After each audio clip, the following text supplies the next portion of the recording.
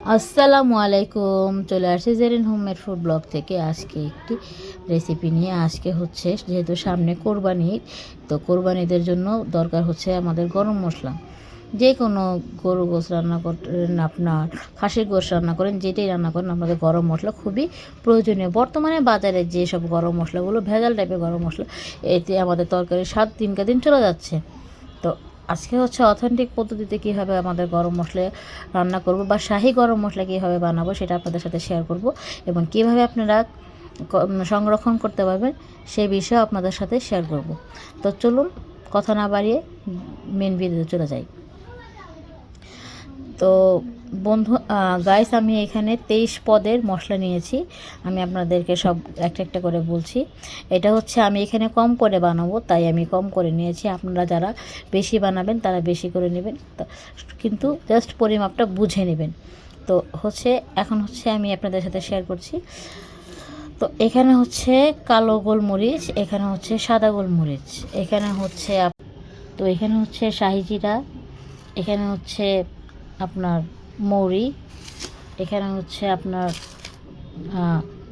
লবঙ্গ, এটা হচ্ছে রাঁধুনি, এখানে হচ্ছে কাবাব চিনি, এটা হচ্ছে স্টার মশলা যেটাকে বলে স্টার মৌরি বা যা বলে। এখানে আমি স্টার মৌরি নিয়েছি 5-6টার মতো। এখানে হচ্ছে সবুজ এলাচ, এখানে আমি 25টা থেকে 30টার মতো এরকম নিয়েছি। এটা হচ্ছে বড় এলাচ, এখানে আমি এলাচ বড়গুলো দেখতে পাচ্ছেন। আমি এখানে নিয়েছি 6টার মতো এলাচ নিয়েছি।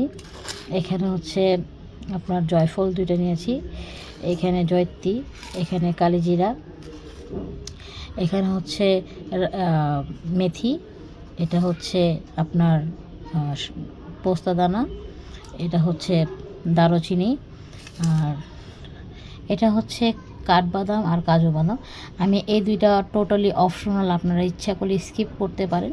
আমি এটা স্কিপ করব না, আমি এটা অ্যাড করলাম, আপনারা ইচ্ছা করলে স্কিপ করতে পারেন। আর এখানে হচ্ছে ধনিয়া, এখানে হচ্ছে সরিষা, লাল সরিষা যেটাকে বলে। এখানে কিছু আমি শুকনো মরিচ নিয়ে নিয়েছি। এখানে বেশি শুকনো মরিচ নিয়ে নিয়ে আমি এখানে হালকা ঝাল দিব, তাই এখানে কম করে নিয়েছি। আপনারা যদি মন চায় বেশি ঝাল দিতে অবশ্যই বেশি নেবেন। এখানে আমি নিয়েছি প্রায় 6-7টার মতো নিয়েছি। এখানে তেজপাতা আমি দেখতে পাচ্ছেন কেটে কেটে ছোট ছোট করে নিয়েছি। আর এখানে হচ্ছে আপনার জিরা। এই সরষাটা হচ্ছে টোটালি অপশনাল। এই সরষা আর হচ্ছে যে 2টা বাদাম আছে, কাঠবাদাম আর কাজু বাদাম, এই 3টাই হচ্ছে টোটালি অপশনাল। আপনারা ইচ্ছা করলে এটাকে অ্যাড করতে পারেন, ইচ্ছা করলে এটাকে স্কিপ করতে পারেন। তো চলুন আমি কথা না বাড়িয়ে আপনাদের সাথে মেন পয়েন্টে চলে যাচ্ছি। গাইস, আমি এখানে চলে এসেছি, আপনাদের সাথে শেয়ার করবো হচ্ছে কীভাবে এটাকে ইয়ে করবো। এখানে হচ্ছে আমি একটা প্যান নিয়ে নিয়েছি, চুলায় দেখতে পাচ্ছেন, এবং এটাকে আমি লোহিটে গরম করে নিয়েছি।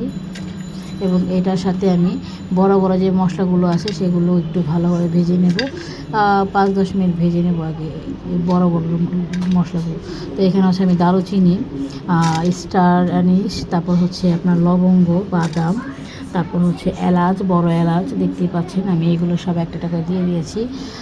জয়ত্রী, তারপর হচ্ছে সব একটা একটা করে দিয়ে দিয়েছি। এখানে হচ্ছে এলাচ, জয়ফল দেখতে পাচ্ছেন, আমি একটু থেতলে দিয়েছি। এভাবে সুন্দর করে এটাকে আমি এখন নাড়াচাড়া দিয়ে আপনার ভেজে নেব। এর সাথে হচ্ছে আমি তেজপাতা এবং শুকনো মরিচও দিয়ে দিলাম। এটাকে এখন ভালোভাবে নাড়াচাড়া করে নেব।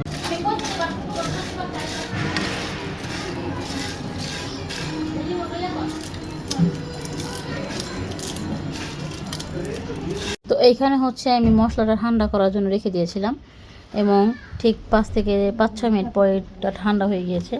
এখন এটাকে আমি একটা ব্লেন্ডার জারে ভরে এটাকে মিক্স করে নেব। তো এখানে আমি ব্লেন্ডার জারে ভরে নিচ্ছি। তো এখানে আমি হচ্ছে একটা ব্লেন্ডার জারে নিয়ে নিয়েছি, এবং এটাকে এখন আমি পেস্ট করে ফেলবো।